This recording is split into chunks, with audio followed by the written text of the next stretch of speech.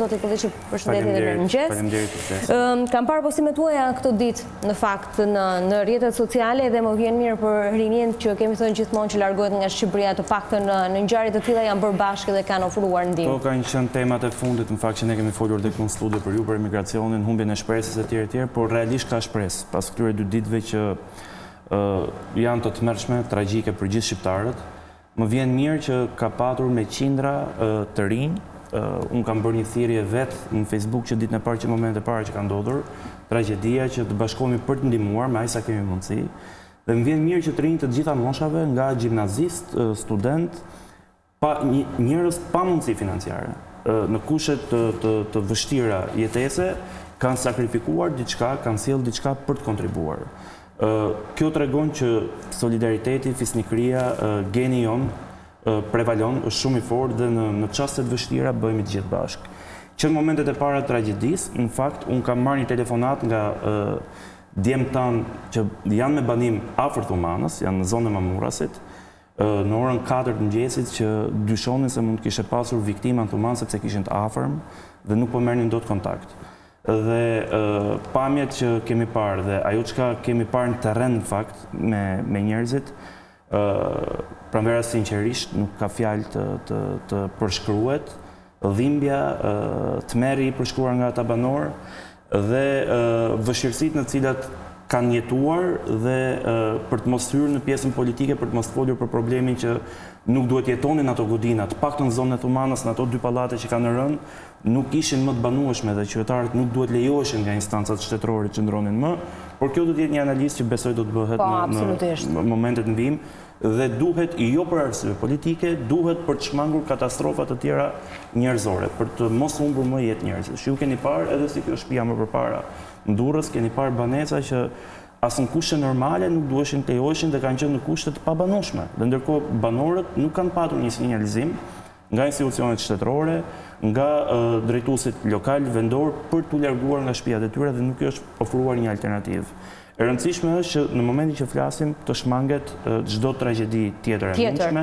dhe të shpëtohen nëse mundet me ndihmën e Zotit çdo jetë e mundur. Ku keni qenë fillimisht? Ne kemi qenë prezent. Unë kam qenë në të 2 ditët së bashku me të rinjtë e forumit, kemi qenë në Thuman, zonën e Thumanës, sepse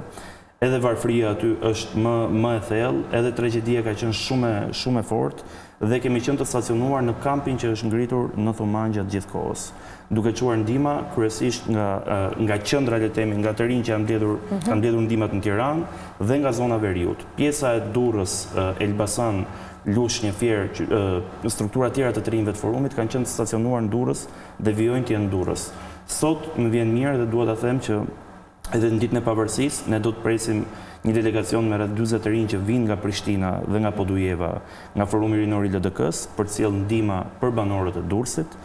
I kemi drejtuar ne drejt Durrësit sepse për momentin në Thuman gjendja është le të themi okej dhe nuk ka nevoja për ndihma ekstra sepse magazinat janë full, duhet shkojmë drejt Durrësit. Aty ku ka si ky rast që u pat, ka dhe raste sporadike të veçanta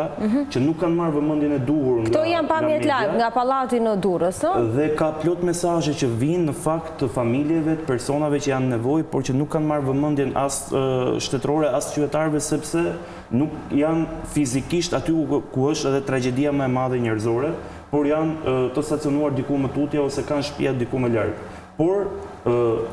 jetojnë në kushte të pabanueshme. Tani që ne flasim, sapo mora një mesazh tjetër nga zona Thumanës që më thonë. Duhet të dalin patjetër, njerëzit nga pallati aty, sepse një apel, dua ta shfrytëzoj edhe për një apel të gjithë atyre banorëve që sot janë ende dhe kanë merakun për shtëpiat e tyre që janë prekur nga tërmeti ose për të marrë sende me vlerë, të largohen nëse shtëpiat e tyre janë të pabanueshme sepse, siç po na thonë, në zonën e Thumanës për momentin ka filluar shiu. Banorët që janë larguar dhe nuk kanë pranuar të futen në kamp, janë larguar drejt shtëpiave, kanë mbetur pa ushqim, pa çadër, pa veshmbathje, pa batanie, pa asnjë mjet dhe kushtet atmosferike parashikohen që në orët në vijim do të ketë shtrëngata, do të ketë shi dhe do të jetë shumë e vështirë për t'i ndihmuar. Është shumë e rëndësishme që të gjithë të jenë bashkë në një zonë të evidentohen dhe të kenë mundësinë të përfitojnë dhe nga ndihmat dhe nga vëmendja e qytetarëve dhe nga vëmendja e komunitetit shqiptar që ka bërë një punë të jashtëzakonshme këto 2 ditë. Të lutem Belind, regjia ose Çenkuela nëse më dëgjon duhet dalin patjetër nga i pallat, kishte dëmtime të jashtëzakonshme edhe zotëria, që na tregoi pamjet e shtëpisë së tij, sepse është shumë e rëndësishme që të ketë kujdes. Po në zonën e Kryes, në zonën e Lezhës, të Laçit. Ne dje kemi të jap një rast sepse është shumë e rëndësishme që t'i përgjigjemi. Në fakt kanë shërbyer shumë rrjetet sociale për të marrë informacion për ato zona ku nuk ka informacion masiv dhe nuk ka informacion mediatik. Ne dje kemi qenë në Kruj, në qendër të Krujës, ku kemi strehuar përmes një ndihme të një prej anëtarëve tanë, kemi strehuar rreth 78 persona në mbi 20 familje në një hotel me 20 dhoma që e kemi mundsuar për shkak se këta banorë shtëpiat e tyre, banesat e tyre i kanë në gjendje të pabanoshme. Dhe aty autoritetet lokale dhe autoritetet shtetërore kanë vendosur dhe i kanë njoftuar ata banorë se nuk mund të rikthehen në shtëpitë e tyre. Tërmeti që ka rënë dje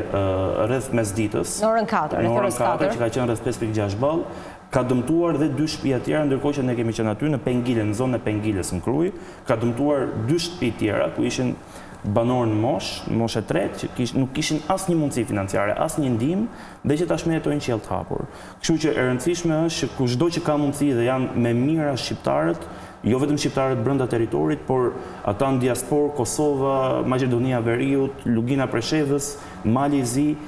kushdo që ka një mundësi për të ndihmuar, duhet të bëjë diçka dhe mbi gjitha duhet të fokusohemi dhe ka ato familje që janë raste sporadike dhe janë raste të izoluara, sepse ka me 10 raste që janë të veçuara, që jetojnë në kushte shumë të vështira, por që nuk kanë marrë vëmendje. Ka pasur raste Belind nga ato historia raste që ju keni konstatuar që e kanë pasur të vështirë dhe nuk kanë dashur të dalin nga banesat e tyre apo frika dhe paniku? Kësaj po referohem, për shembull, tani që më shkruajnë këtu manë, që thonë që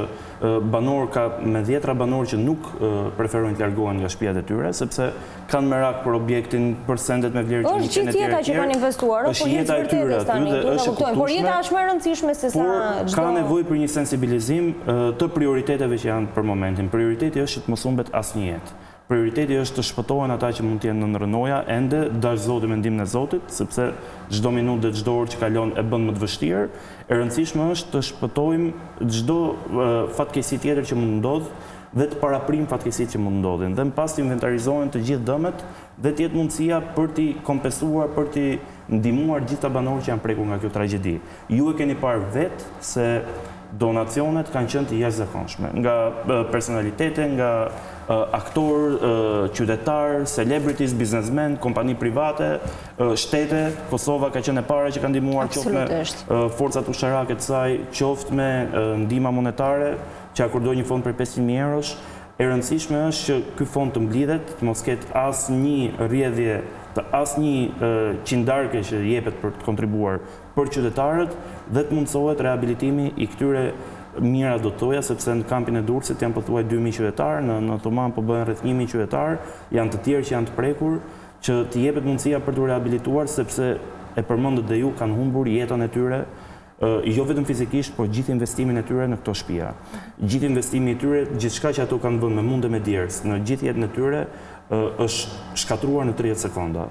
Është një traumë e madhe. Unë do të bëja një thirrje tjetër, një apel për psikolog, ka nevojë për psikolog. Në kampin e Thumanës janë me 10 fëmijë të vegjël që janë prezent aty, që jetojnë tashmë mbi bar, në fush, me prindrit e tyre në kushte të tmerrshme, por të paktën janë në gjendje të sigurt aty ku janë, që duhet shkojnë psikolog, duhet shkojnë personat specializuar për t'i trajtuar nga ana psikologjike, për t'i qëndruar pranë, për të bërë të mundur rehabilitimin e tyre, le të themi, mendor në radh parë sa më të shpejt, sepse ajo çka ka ndodhur është e pashpjegueshme, mos ardh më kurrë ajo natë 26 nëntorit, por jam krenar realisht, unë pak më parë para se të vija dhe në studio, po shija postime në rrjetet sociale të qindra trimve shqiptarëve që sot ditën e pavarësisë janë të gjithë krenar për solidaritetin që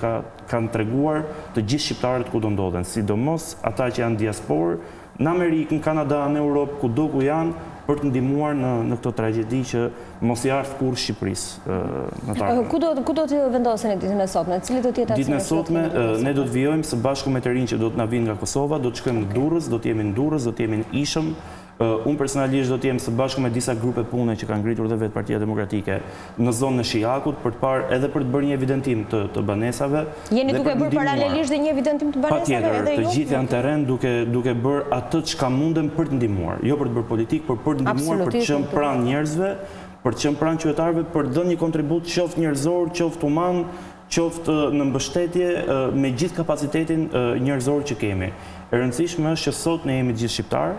jemi prekur nga një tragjedi që është të paktën për kaq vite jetë sa kam unë, është më rënda që unë kam parë, natyrore dhe realisht është një shok i vërtet. Më vjen mirë që ka patur me 10 rinj që na kanë shoqëruar këto ditë, që i kam dëgjuar vetë, i kam parë vetë, që kanë debatuar me familjet e tyre, sepse ende kanë 48 orë që nuk takojnë familjet, që janë traumatizuar gjatë për ato që kanë ndodhur, por mendjen e kanë për të ndihmuar banorët. Këto raste të rinj dhe këta të rinj që janë kaq idealistë dhe kaq solidarë dhe që duan të ndihmojnë, tregojnë me të vërtetë që duhet jemi krenar për solidaritetin dhe realisht ka shpresë. Është një vend që do të bëhet në mënyrë të padiskutueshme, por që nuk duhet na sprovojnë më tragjeditë për treguar solidaritetin tonë dhe fisnikërinë tonë. Është e rëndësishme të kuptojmë që Shqipëria, nëse do të bëhet një ditë dhe do të bëhet pa diskutim, duhet bëhet nga ne, nga solidariteti ynë. Nga ideali që duhet të tregojmë jo vetëm ditë vështira, por çdo ditë tjetër son. Ka shërbyer kjo tragjedi për të njohur njerëz pafund dhe për të kuptuar që në fund të ditës nuk ka rëndësi të majt djathtë pa parti, me fe, kristian, musliman, bektashi, ortodoks, gjithë kemi qenë bashkë. E rëndësishme është të vazhdojmë të jemi bashkë sepse Shqipëria ka nevojë për të rinjtë me të gjitha. Ishte shumë kënaqësi që ishe këtë mëngjes me mua në 7:05 edhe për mesazhet që transmetove sepse janë shumë të rëndësishme mesazhet e tilla në një ditë të tillë. Zonja dhe zotrin, kjo ishte gjithçka përgatitur për emisionin edhe për ditën e sotme. Vazhdojmë të kushtojmë një vëmendje maksimale vetëm asaj çka ka ndodhur nga tërmeti i datës 26 nëntor. Në fakt dita e sotme do të ishte një ditë feste, do të flisnim për shpalljen e pavarësisë së Shqipërisë. Ditën kur ne jemi shpallur pavarur edhe kemi fituar edhe njëherë të drejtat e lirit tona, por nga data 26 nëntor na tregoi edhe njëherë që kufit kanë rënë edhe në ditë të vështira të gjithë jemi bashkë pa pasur parasysh kufit, sepse jemi të gjithë njerëz të cilët duhet ndihmojmë njëri tjetrin në momente të vështira. Kjo ishte gjithçka përgatitur për ditën e sotme, ne do të vazhdojmë të takojmë sërish nesër duke folur për këtë çështje të tillë, duke shpresuar që deri ditën e nesërme dhe deri në edicionet e tjera informative do të ngelet me kaq bilanci tragjik edhe do të kemi një rikuperim të shpejtë të gjithë atyre personave të cilët ndodhen në gjendje të rëndë në spitalin e traumës dhe le të shpresojmë që do të vazhdojmë me intensitet kërkimet për të nxjerrë personat e tjerë të cilët vazhdojnë të jenë ende në rënoja. Vazhdojmë këtu, miropafshim.